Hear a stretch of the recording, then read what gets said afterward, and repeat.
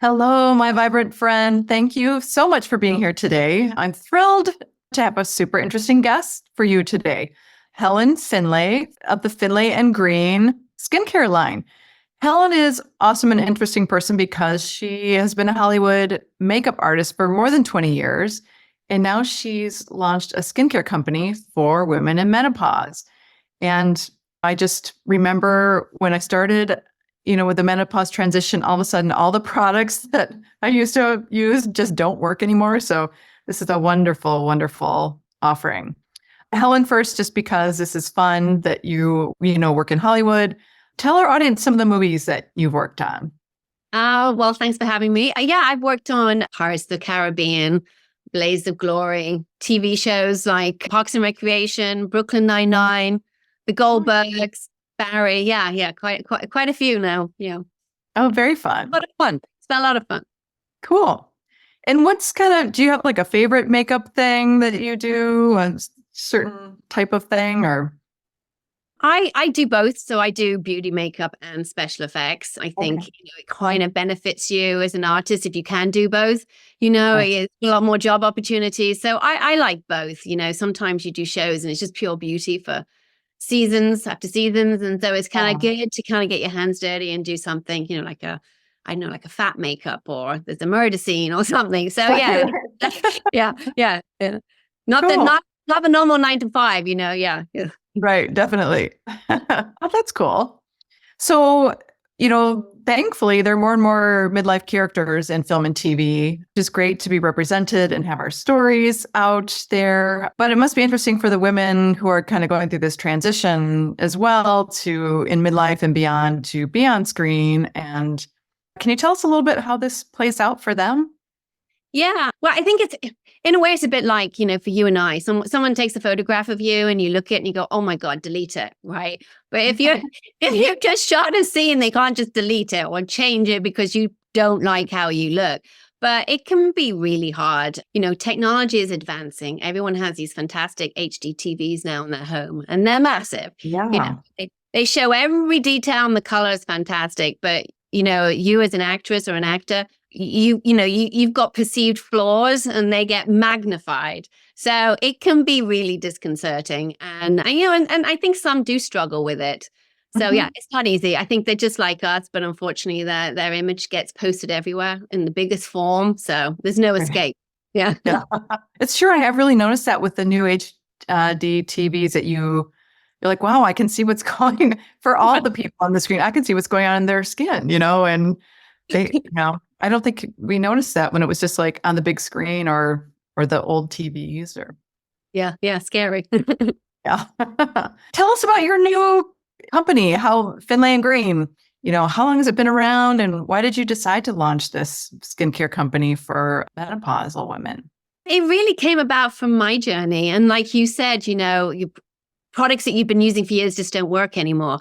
And, my transition was kind of difficult, the lack of information out there and the lack of products. So it was really, those are the things, they were the trigger points. So I really wanted to create a line of products that were specifically tailored for menopause and that were safe and that were clean and that were, there was no clean washing or greenwashing or anything. It was really important to me too that they had no hormones or hormone disruptors. So I was just trying to bring out the best possible product for women during that phase of their life. But it was really an answer to what I wished I had. So that's really how it all came about.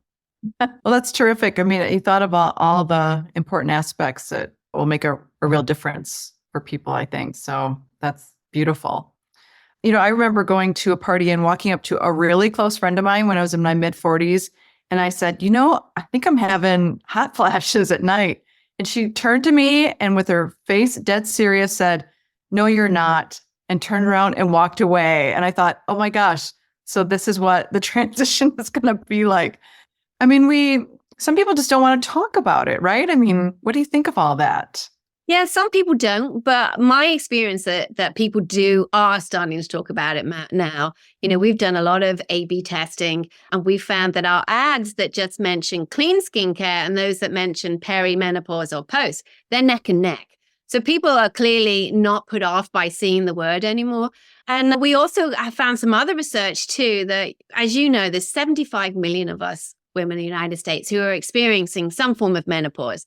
And there was a stat out there saying that 79% wanted skincare specific. So I think, if they're starting to want these products, they're starting to learn about menopause. It's starting to become the forefront of conversation a bit more. So I think all that's good, and hopefully, it encourages the medical profession too to kind of catch up, because I think they've, neglected women in this phase because they've had a lack of education too. So hopefully, our voice is stronger now and we can get the services that we need. Right, right. Yeah, there's actually like a menopause certification you can get for doctors. Right. And I'm looking at this and going, this is bread and butter medicine. Why isn't everybody learn this? Why do I have to read a special book, and take a special class? Right. I know. I found a great nonprofit, which you probably know. It's called Let's Talk Menopause. And it's a great place for resource. And as you say, they have a list of doctors that have done that course that you've just talked about. So it's a good go-to. I guess, your first port of call. I definitely advise people to check that out. Nice. Thanks. So how does menopause affect skin specifically? Well, it affects it in so many ways, unfortunately. And it's really down to your hormone levels, your estrogen and progesterone and that. But when your estrogen levels change, well, basically estrogen is linked to your collagen levels and your hyaluronic acid levels. So once your estrogen goes down, so does your collagen.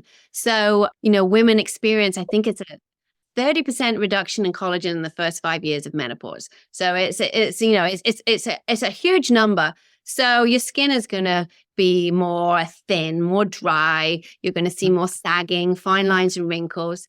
Some of us will have hormonal acne, hyperpigmentation. And if you like me, who was really bad at putting sunscreen on as a teenager, those brown spots are coming back to haunt me now. So yeah, menopause really does impact the skin, unfortunately.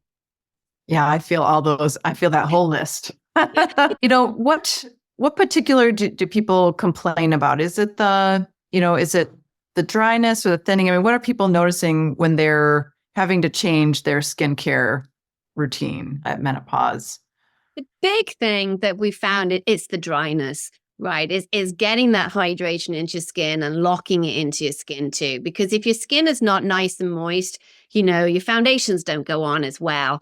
And things like that. But I think too, when your skin is drier, it just highlights those fine lines and wrinkles and things. So number one, I think it's the dryness. And number two is really the sagging. We hear a lot about that too. Yeah. Which is like I mentioned, it was the drop in collagen. Yeah.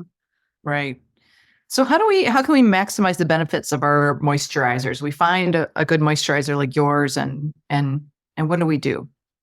Right. The key is, like you say, finding good moisturizer, looking for certain key products too. Like hyaluronic acid is great at kind of drawing in moisture and helping to lock it in.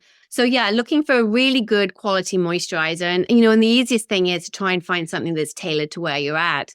But there's other things other than just your moisturizer. You got to drink plenty of water. But I would say moisturizer, the best thing to do and a really good way of kind of locking in that hydration is put it on within a minute of washing your face.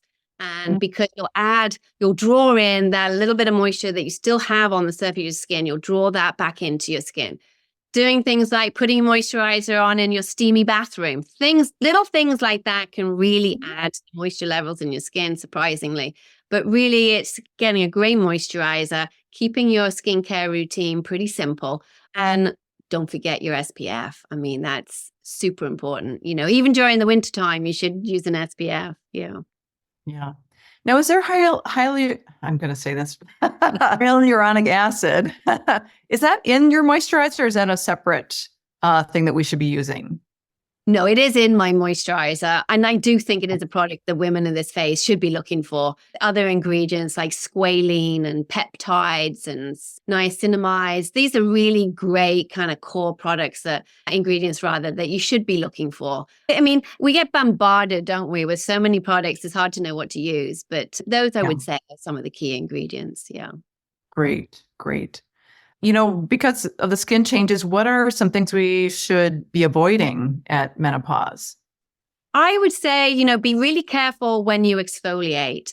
Exfoliation is great, but, be careful what you're doing. Maybe go for more of the chemical peels rather than those really gritty, maybe those, the apricot kernels, the Mhm. sugars and everything, because they're just going to probably damage your skin barrier, which you need intact to kind of keep that moisture in. So things like salicylic acid is a good one, or glycolic acid, but go easy on it. Don't be doing it, too often, and gradually lead up to it. Retinols, again, great, but be careful with the retinols. Don't overdo them. Maybe Mhm. consider some less harsh alternatives like bakuchiol or peptides. Lots of brands have retinol alternatives, and that might be the first step if you want to try a retinol, is to maybe go that route first. Yeah. Okay. And I'd like to just ask you about washing your face. That sometimes I'm looking at TikTok and, I'm watching this 28-year-old wash her face and I'm thinking, I'm not sure this is for me.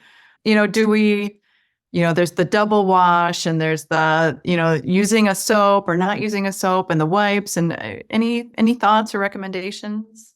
Yeah, I mean, it's really important to cleanse your skin just to get, the debris off your skin. I personally go with a nice kind of gel cleanser, gel to cream cleanser, something like that I can do in the shower, that I can really just rub on my face, and do it in the shower. I don't find those cream cleansers where you put on a cotton pad. I don't like those, but because I like to have clean feeling skin. But generally, that's what I would do. A terry cloth, a little, face cloth is great. Mhm. What you put your cleanser on your face, and like with a nice warm cloth, you wipe it off, and that's a great gentle exfoliator too. So that's what I recommend. Yeah. Nice. And should we still do this bedtime and morning or Yeah, would I mean, I'm really bad at doing it sometimes at night. You're so tired just to get into bed. yeah. Yeah. You should definitely, cleanse your face morning and night. Yeah, for sure. Yeah. Okay. Okay. Tell us a little bit more about the Finlay+Green brand philosophy. You touched on it a little bit, but I'd like to, our audience to hear about it again. Yeah, we want to be seen as like that honest brand, that brand that really kind of stands out. We've got integrity, our products are truly effective. We offer very easily digestible information so it can help women on their journey. If you're forewarned, you're forearmed kind of thing. So, yeah, we really want to be seen as that really good, clean, honest brand, that go-to that you can rely on. And, we believe too, we don't have hormones in our products or hormone disruptors. That was really important to us. And certainly, some women come into menopause because they've had cancer, so the chemotherapy, and, they won't want a hormone in their skincare. So that was really important to us too. Yeah. That's beautiful. And will you be adding more products to your line? We will. We've got our cleanser and our eye cream coming out shortly. We have a serum coming out too.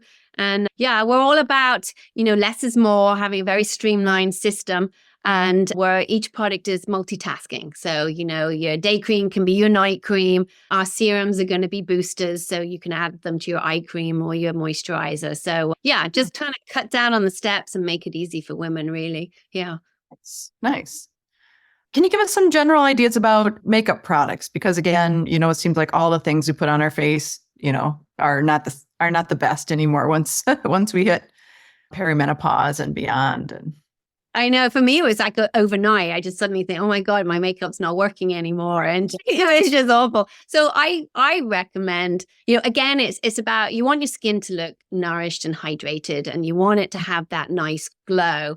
And if it has a glow, it reflects. And so you're going to diminish the signs of, your fine lines and wrinkles. You're going to see them less. So I would say avoid too many powders. Look for a foundation that has a soft sheen, a little dewy finish, something like that. There's lots of brands out there, drugstore brands too. And there's Armani, they have Luminous Silk, which is the favorite of the actresses. And that has a really nice sheen. But there is a L'Oreal equivalent to that now, which is much, much cheaper. Looking for cream eyeshadows. They're great and they're easy to put on too. And that's another one. Cream blushes, cream bronzers too. Again, that's going to reflect the light, and it's going to look more youthful, more fresh.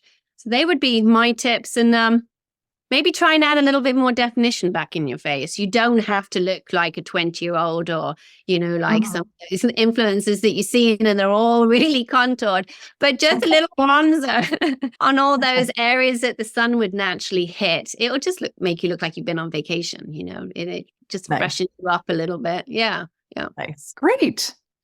Well, thank you for all this. These are wonderful tips, and I hope our audience will go check out your website. I want everyone to know that we'll have all of your connections in the show notes, but you also have an offers, which we will put in the show notes. But if you could just tell people about it and tell people where to find you for those who are only going to listen. Yeah, so we have an offer. It's a 20% offer to all you listeners, and the code is VIB20. So VIB, Vibrant, this is the show, 20. And you can find us at finlayandgreen.com. So we're available online, and you can find us also on Instagram, again, Finlay and Green. And and reach out to me if you go to our contact page on the website. I personally look at all those messages. So if you have any questions, I'll be the one answering you. So I'd love to hear from you. Nice. Well, thank you so much for being here. It's been really terrific. Thank you. No, I really appreciate you bringing up the topic. It's great. Thank you. Yeah, I can't wait to see what else you come out with too. So, all right. Well, thanks everyone for listening today and spending your time with us. Take care.